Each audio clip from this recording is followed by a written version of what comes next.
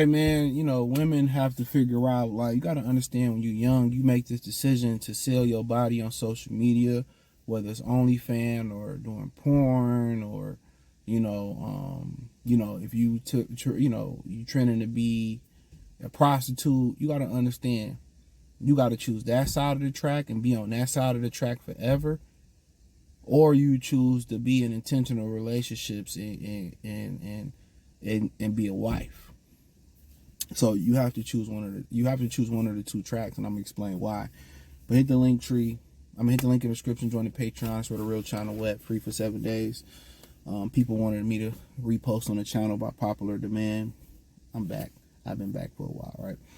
Thumbs the video, share the video. I'm gonna explain why. Even you see the exceptions to the rules, or this porn star got married, or this porn star is married, or this former prostitute is got married. They never be satisfied enough in that relationship.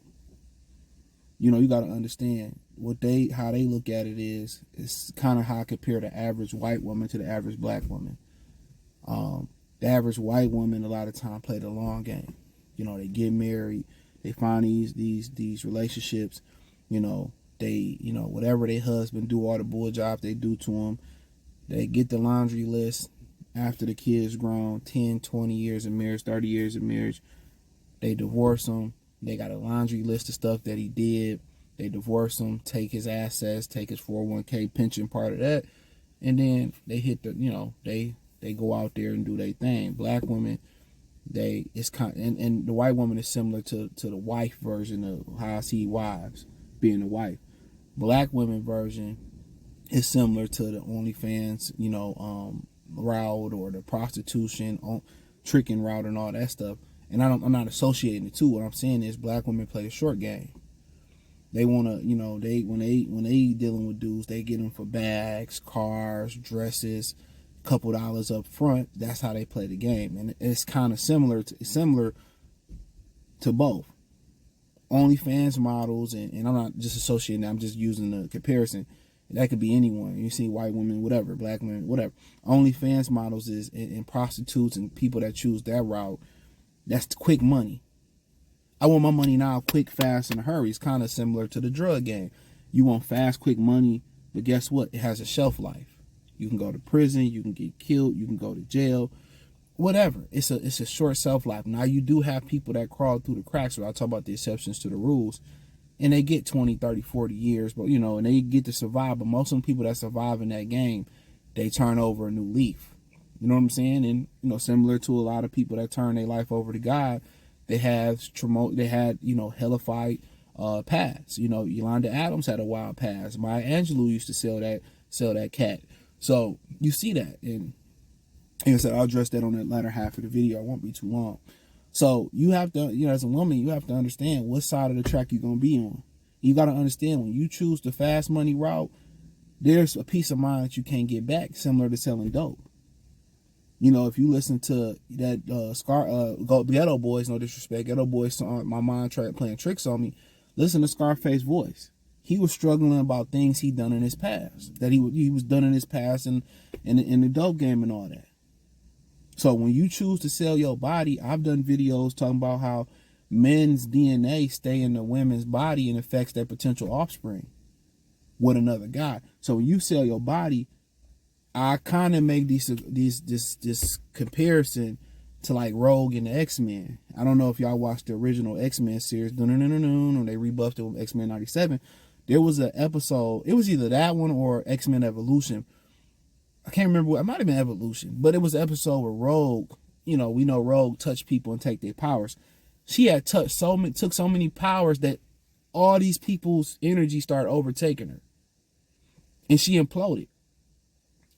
Same thing with women. When all these guys enter your body, you mentally can never be the same again. When all these guys that you really never had a natural connection with, emotional connection with, all these guys, condom or no condom on, enter your body and do things to you, you can never be the same woman. You know what I'm saying? Or, the same thing if you just, dating these so many guys, you get to comparing them to on the dating side, comparing them and trying to get that in one guy. I want John's height. I want Chris's personality. I want Brad's money. You know what I'm saying? But I want the compassion of Brendan. And you start creating this super ninja that doesn't exist. That's on the dating side. But on the quick money prostitution side of things, you can get married, but you won't be satisfied with your husband. You'll be feeling trapped. And when you get mad at him, you know, you're going to want to go back and go sleep with somebody else. You can never be satisfied again. When you've been exposed to too much men or woman-wise, after a while, you've been out in the game so long, especially for women, since they are kind of the takers or the catchers, they can never get over. They can never get over that. They can never mentally recover because women naturally hold on to things. So they can never get over that. So when you choose that quick money route as a woman, when you choose that, when you choose it, you just never gonna be satisfied in a relationship. When you choose to be a stripper and do all those things, we didn't even talk about how men looking at you if they knew your promiscuous past or knew you did that. You just never will be satisfied. You could never just be a happy wife.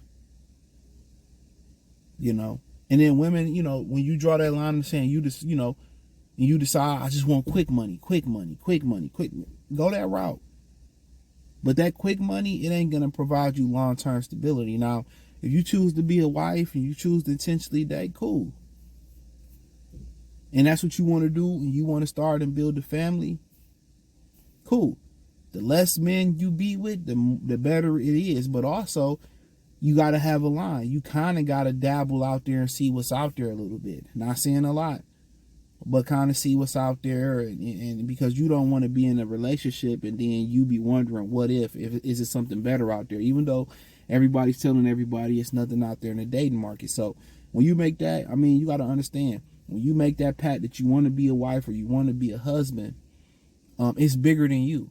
Now you're not playing tennis no more. It's not just about you. It's not boxing or MMA, or it's a one-on-one sport. It's a team sport.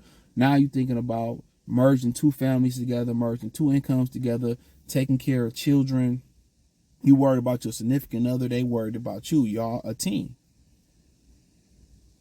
You know what I'm saying? You got to understand, you know, while you traveling that road to be a wife, it may seem boring. It might seem repetitive. It may seem you want to spice it up because women like to do spontaneous things. It might seem, oh, okay, we might go on a couple of vacations together as a family. We might go on 2 or 3 or 1 or 2 as a couple. But once you walk that road, it's kind of like your workout journey. Kind of when you work out and you lose the weight. You know, the journey is the journey. It's tough. It's hard. It's a lot of aches and pains. It's a lot of ups and downs, right? But once you get to your final destination, it feel good. So when you look back and you got 20 years of being with this person, married with this person, and building with this person, you look at what y'all built financially, what y'all been through, you know, your children going on to college and becoming parents of themselves and all that. Once you look at what you built, it's the most fulfilling feeling in the world. And a lot of women that didn't choose that route, they seeing that now. They seeing their friends get married. Oh, it's our 5th anniversary, our 10th, our 20th, our 30th anniversary. Oh, he bought me this, or I did this for them. And you see them happy on social media. You see them happy and about. And they necessarily don't see the ugly part about it. They may hear about the ugly part, but the ugly part is the best part about marriage. That's the real talk, the ugly part. That's what make you. You know, similar to working out. Like them days you really don't want to go in there. And it's like, man, but you end up having your best workout. Them ugly days, them little issues and schisms that y'all have, that's what make y'all bond. Y'all make it through it. That's what make your bond stronger.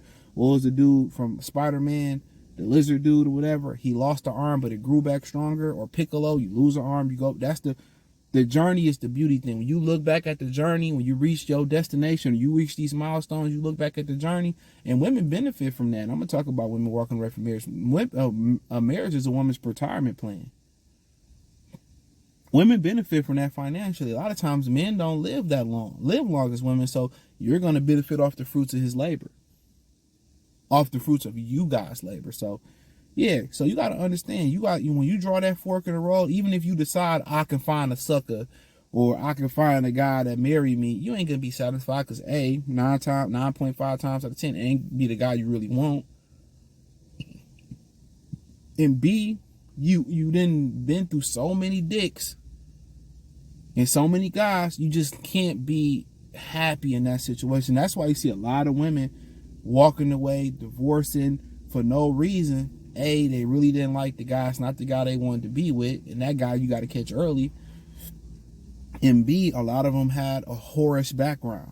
They was just, and they want to go. They always revert back to what they want. They really wanted. So if girls really like thugs and felons and gangsters and Pookies and Ray Rays, that's who she really was attracted to. Eventually, she don't outgrow that. That's what she wants. If a girl likes a real gentleman, a good guy, and for what's so funny about that dynamic is this, real quick. With a lot of women, real talk, with a lot of women, that's a nice ass Silverado. With a lot of the women that be hood rats or women that live in the hood, they tend to be more attracted, and nobody talks about this. A lot of them tend to be more attracted to the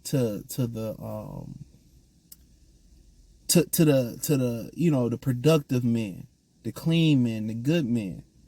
They tend to be more attracted to those guys a lot of the times. That's who they really be attracted to. And then you got the women in the suburbs who live this fallacy or this fantasy where the thugs, and they kind of, and I'm not saying it can't happen on however it'd be different, but that's the interesting thing about it. A lot of women that grew up in the hood, they really be liking gentlemen, productive men. But I just wanted to put that out there real quick. Hopefully y'all enjoyed the video. Don't forget to join the Patreon. It's the only link in the description. Subscribe to the channel, thumbs up the video. I do appreciate that as well too. But the Patreon, where the real channel go down at, free for 7 days. Peace.